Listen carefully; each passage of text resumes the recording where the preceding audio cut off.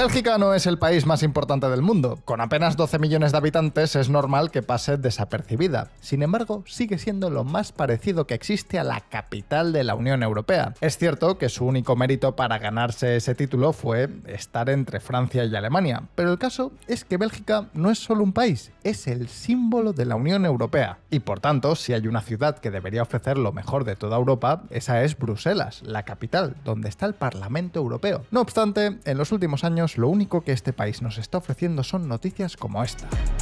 De la Europa más rica a estar a punto de convertirse en un narcoestado con una deuda casi impagable, la caída en picado de Bélgica. Hay tres cosas que han marcado Bélgica en los últimos años: las drogas, la inmigración y la mala situación económica. El puerto de Amberes, que tiene un papel fundamental en la historia del capitalismo y de la propia Europa, se ha convertido en una de las puertas principales de entrada de cocaína en el continente. Y es que, para que os hagáis una idea de la magnitud del problema, las incineradoras de Bélgica llegaron a saturarse por toda la cocaína que las autoridades habían requisado para incinerar. El precio de la cocaína en la calle casi ni se inmutó, es decir, que quemaban más cocaína simplemente porque estaba entrando mucha más al país.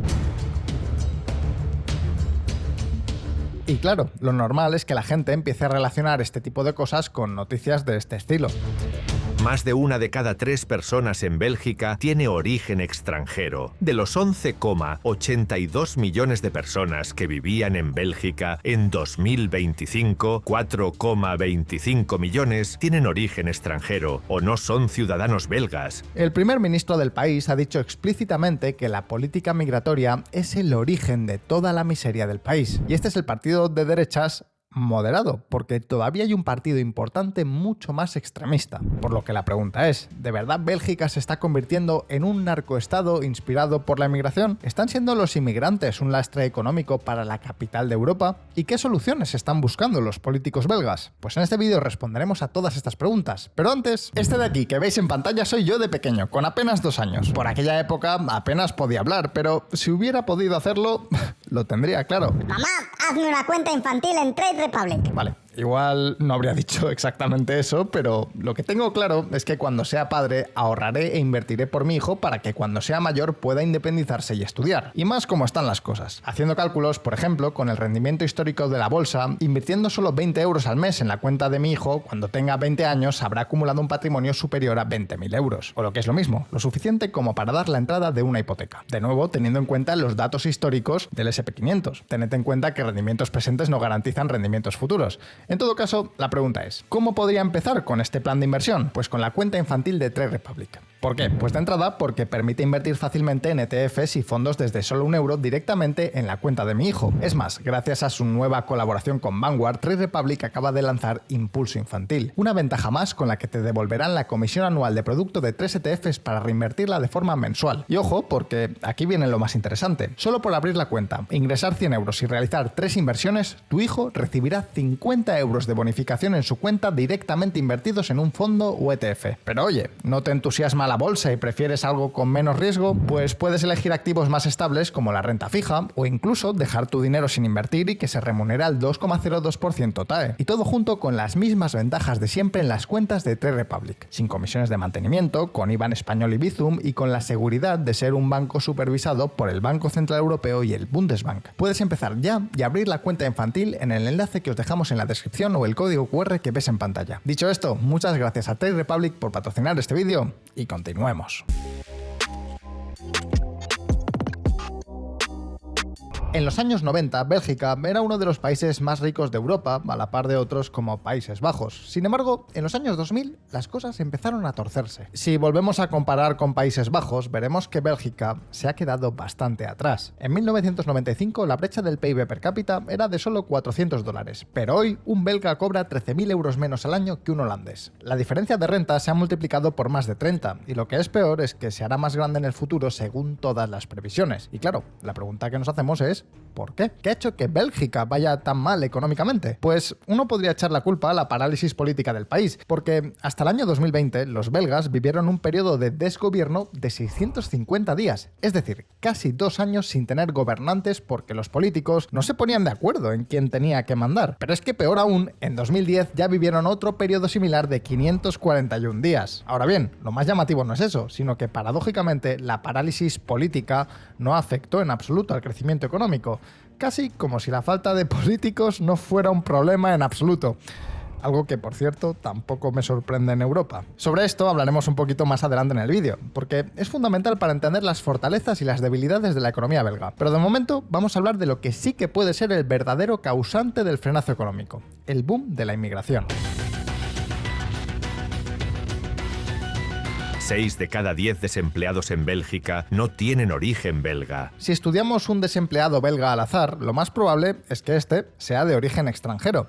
Es decir, que bien haya nacido fuera del país o bien que al menos uno de sus padres lo haya hecho. Los inmigrantes, en teoría, venían a Europa a pagar pensiones, pero han sido los belgas los que han terminado pagándole las pensiones y los subsidios a los propios inmigrantes. El subsidio de desempleo en Bélgica, por ejemplo, no tiene límite de tiempo. Es decir, que si no trabajas, puedes seguir cobrando hasta el infinito. Es más, una de las propuestas estrella del nuevo gobierno ha sido limitar estas ayudas a 2 años. Cerrar el grifo a unas 25.000 personas que llevaban 2 décadas cobrando el paro. Esta medida entró en vigor el 1 de enero de 2026, hace prácticamente nada, y el 1 de abril debería ampliarse para las 45.000 personas que llevan 8 años sin trabajar. En total, se espera que este programa ahorre unos 2.000 millones de euros al Estado. Y te preguntarás, ¿es eso mucho o poco dinero? Pues a ver, no es tanto. Pero la ayuda no es tanto ahorrar en el presupuesto público, sino forzar a que los parados empiecen a trabajar, que empiecen a buscar empleo activamente y no se dediquen a vivir de las ayudas. Claro que aquí hay que hacerse una pregunta.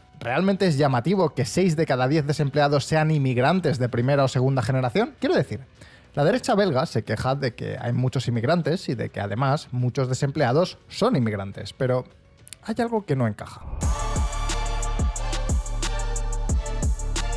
Según la Agencia Oficial de Estadísticas de Bélgica, en Bruselas, 8 de cada 10 habitantes, teniendo en cuenta todas las edades, son de origen extranjero. Así que, en realidad, que 6 de cada 10 desempleados tengan origen extranjero no es tan llamativo si tenemos en cuenta que casi 5 de cada 10 belgas en edad de trabajar no tienen origen belga. Es decir, que tampoco hay una desproporción tan grande. Lo realmente preocupante sería que los inmigrantes fueran un porcentaje muy pequeño de la población, pero un porcentaje enorme entre las cifras de desempleo. Aquí no es el caso. En realidad son un porcentaje alto en ambos casos. Además, hemos estado hablando todo el rato en números relativos a la tasa de paro. Pero si miramos cómo ha evolucionado el desempleo, lo cierto es que está casi en un mínimo histórico. Bélgica tan solo tiene una tasa de desempleo del 6,5% y en pleno boom de la inmigración ha llegado a mantenerse varios años en el 5%. O lo que es lo mismo, que comparando con Francia, España o Italia, el mercado laboral belga tiene una salud de hierro. Entonces, ¿quiere decir esto que no hay motivos económicos para preocuparse? ¿Que la inmigración no afecta para nada? Pues no, tampoco significa eso. El problema está en que cuando comparamos cifras de desempleo absolutas, no tenemos en cuenta factores como la edad o la educación. Es decir, comparamos un inmigrante de 25 años con un belga de 61 años sin diferenciar. Sin embargo, si hacemos una comparación bien hecha, comparamos personas similares, entonces sí que vemos que los datos de desempleo de los inmigrantes son mucho peores. Es más, veremos que Bélgica es uno de los países que peor ha integrado a los extranjeros.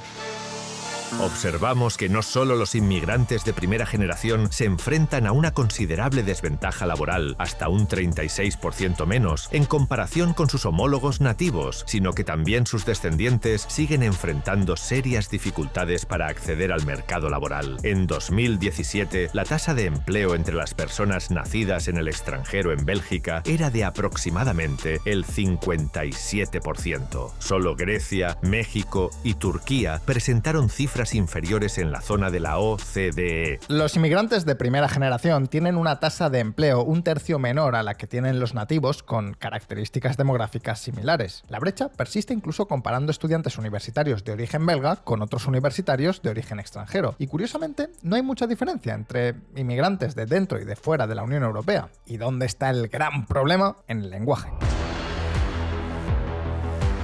Cuando los inmigrantes de fuera de la Unión Europea tienen un nivel intermedio de francés o alemán, el idioma o los idiomas que se hablan en Bélgica, la penalización de empleo cae del 40 al 20%. Es decir, que tienen más facilidad para encontrar trabajo si hablan el idioma local. Y esto es algo que se demuestra con los inmigrantes de segunda generación, es decir, los que ya han nacido en Bélgica y manejan el idioma. Los de origen centroafricano pasan de tener una penalización del 15 a solo el 6%. Es decir, prácticamente igual que los nativos, y los inmigrantes de otros países de Europa también mejoran. Pasan de en torno al 25 al 15%. Ahora bien, hay un grupo donde hay un verdadero problema, y estos son los que vienen del norte de África, de la región del Magreb. Su tasa de desempleo sigue siendo alta comparando con nativos o con otros inmigrantes de otras regiones, pero lo peor es que cuando tienen hijos que han crecido en el país, que hablan el idioma, estos no mejoran, y con los inmigrantes de Oriente Medio sucede algo parecido. Conclusión, el desempleo no es un problema en Bélgica, esto que vaya por delante. Sin embargo, no podemos negar que los inmigrantes, sobre todo los de Oriente Medio y del Magreb, lo hacen mucho peor que los nativos, y lo que es todavía peor, esta brecha no se cierra con el tiempo ni con las futuras generaciones. ¿Y qué consecuencias tiene esto? Siempre hemos escuchado que los inmigrantes ayudan a pagar las pensiones, pero esto es simplemente un salto de fe si los inmigrantes no obtienen trabajos bien remunerados. Es más, los belgas han tenido que reformar su sistema de pensiones hace poco porque era completamente insostenible. Y como estáis viendo en pantalla, los recortes son bastante profundos, pero, y aquí viene lo llamativo, el 20% más pobre ha salido ganando con esta reforma, o al menos no ha salido perjudicado. O dicho de otra forma, que los recortes solo han afectado al 80% de las pensiones más altas, el 20% de abajo ha salido beneficiado. Y claro, ¿quiénes son este 20% que ha salido beneficiado? Efectivamente, principalmente inmigrantes. Es decir, que los belgas han tenido que recortar sus propias pensiones para poder pagar las de los inmigrantes. Lo que quiere decir que si en Bélgica no vuelven a reformar el sistema, este grupo será un lastre importante para las finanzas públicas. Eso sí, aunque Bélgica lo haya hecho relativamente mal a la hora de integrar inmigrantes, hay que reconocer una cosa, al menos han sabido mantener a raya el precio de la vivienda. Hoy, el metro cuadrado vale prácticamente lo mismo que hace 6 años. Por comparar, en España, que está recibiendo unos 600.000 inmigrantes cada año, estamos viendo subidas de hasta el 10% anual. O lo que es lo mismo, que la vivienda de Madrid está batiendo hasta el propio SP500. Claro que aquí también hay que hacer un pequeño matiz. El precio de compraventa de las viviendas en Bélgica está a raya. Eso es completamente cierto. Sin embargo, los alquileres sí que han seguido subiendo. Y diréis, ¿cómo es esto posible? O sea, lo normal es que el precio de compraventa y el precio del alquiler se muevan a la vez. Si uno sube, el otro también. Y si uno baja, el otro tiende a bajar. Pues amigos, la clave está en este otro gráfico. El crédito belga está completamente hundido. En el año 2021 representaba el 360% del PIB, pero en 2024 bajó por debajo del 300%. O dicho de otra forma, el precio de la vivienda es bajo porque la demanda ha caído, y ha caído porque los bancos ya no conceden hipotecas a hogares con tanta facilidad. Precisamente por esto, si la gente tiene que pagar alquileres porque hay menos hipotecas y los alquileres sí que están subiendo de precio, tampoco podemos asegurar que la inmigración no haya afectado para mal al mercado de vivienda. Así pues, con toda la evidencia sobre la mesa, ¿es la inmigración la gran responsable del frenazo económico de la capital de Europa? Claramente, la inmigración belga no se ha manejado bien. Sin embargo, ni el mercado laboral ni el de la vivienda pueden explicar un frenazo tan grande de la economía en su conjunto. En realidad, la respuesta es mucho más sencilla. La economía belga lo ha hecho tan mal porque es que es muy pequeña. Depende en un 80% de sus exportaciones. Y si hay una palabra para definir la última década del comercio internacional, esa es sin duda desglobalización. Si a esto le sumáis que es uno de los países con los impuestos más altos del mundo y con una deuda pública de las más elevadas de la OCDE, no hacen falta muchas más respuestas. Así que lo siento mucho por el primer ministro, pero no, la inmigración no es la madre de todas las miserias del país. En todo caso, es una más. Y mucho me temo que si no lo reconocen, la miseria va a seguir adelante mucho tiempo. Bélgica no solo tiene una deuda pública muy alta. El verdadero problema es que si no se hacen reformas, la deuda acabará explotando. El escenario base que estudia la OCDE estima que la deuda pública llegará al 200% del PIB antes del año 2050. Que ojo, no está tan lejos. Y lo peor de todo es que incluso en un escenario muy pero que muy optimista en el que se consoliden los presupuestos, la deuda simplemente se estancará en torno al 100% del PIB. Los partidos del gobierno, la coalición Arizona, que se llama así por los colores de su bandera, es decir, el rojo, el azul, el amarillo y el naranja, reconocen que esto es un problema y que lo quieren solucionar. Sin embargo, los remedios están siendo cosméticos. Lo único que han hecho ha sido prácticamente poner un nuevo impuesto a la banca, a Airbnb, alguna reforma menor en las ayudas públicas, pero en el fondo, la Comisión Europea estima que el déficit llegará al 5,5% del PIB en 2026. ¿Quiere esto decir que Bélgica está abocada al colapso? Pues a ver, el sistema político belga es muy bueno evitando catástrofes. Ya hemos visto, por ejemplo, que el país siguió funcionando perfectamente a pesar de estar casi 2 años sin gobierno. La clave de todo esto está en el federalismo belga. Un modelo donde en un país ya de por sí muy pequeño, pues encima lo divide en 3 regiones diferentes, a saber, Flandes, de lengua neerlandesa, Valonia, francófona y Bruselas, oficialmente bilingüe. Luego, cada región está más o menos influenciada por el alemán, pero bueno, eso ya es tema para otro día. La cuestión es que en la práctica todo funciona a nivel municipal o regional, y la división territorial también impide que se formen grandes mayorías a nivel nacional. ¿Queréis un ejemplo? Pues no hay más que ver la coalición actual. El partido más grande solo tiene 24 de los 82 escaños. ¡Ojo! Los 82 escaños de su propia coalición, no del total del hemiciclo. Así, incluso si un partido radical, yo qué sé, un partido maoísta, se hace fuerte, es muy difícil que logre los apoyos para aplicar su programa. Y no, lo del partido maoísta no lo decimos por decir. Es que de hecho es un caso real y el partido tiene bastante fuerza en la parte francófona. Pero, claro,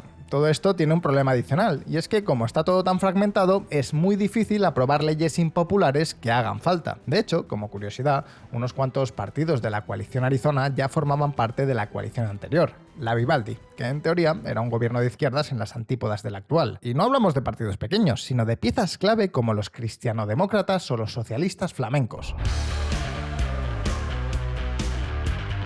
Conclusión, es difícil pensar que Bélgica seguirá siendo uno de los países más ricos de Europa, al menos comparado con alguno de sus vecinos, pero tampoco es el apocalipsis, al menos no de momento. ¿Tiene problemas? Pues obviamente sí, pero no son tan graves como muchas veces se vende. Por ejemplo, ¿os acordáis del tema este de que Bélgica se estaba convirtiendo en un narcoestado? Apuesto a que muchos ya lo estabais olvidando. Esto llegó a ser un tema muy pero que muy serio. La mafia, principalmente de los Balcanes, llegó a infiltrar a sus miembros en el puerto de Amberes. Pero hoy todo esto da mucho menos miedo. El gobierno se puso serio. Y lo cierto es que la situación está mucho más controlada. En el año 2024, las autoridades incautaron 44.000 kilos de coca. Que parece mucho, pero es que apenas un año antes incautaron 106.000. Todo esto a pesar de que el número de incautaciones ha crecido. Lo que pasa es que las mafias están dividiendo la cocaína en paquetes más pequeños y aun con todo está claro que los belgas les han hecho mucho daño. De hecho, las propias autoridades belgas confirman que una de estas mafias ya está usando rutas alternativas al puerto de Amberes. Pero sea como sea, llegados hasta aquí, ahora el turno es para todos vosotros. ¿De verdad creéis que Bélgica ha sabido combatir a los narcos o simplemente pasa la droga más desapercibidamente? ¿Conocíais el enorme peso que la inmigración está teniendo en el país? ¿Creéis que el frenazo económico se debe a alguna de estas cosas o a su modelo económico basado en exportaciones e impuestos altísimos? Podéis dejarme vuestra respuesta en los comentarios. No olvidéis que aquí, en Visual Economics, sacamos vídeos nuevos todas las semanas, así que suscribiros si aún no lo habéis hecho para no perderos ninguna de nuestras próximas entregas. Si os ha gustado este vídeo, dadle a like y nos vemos en el próximo. Un saludo y hasta pronto.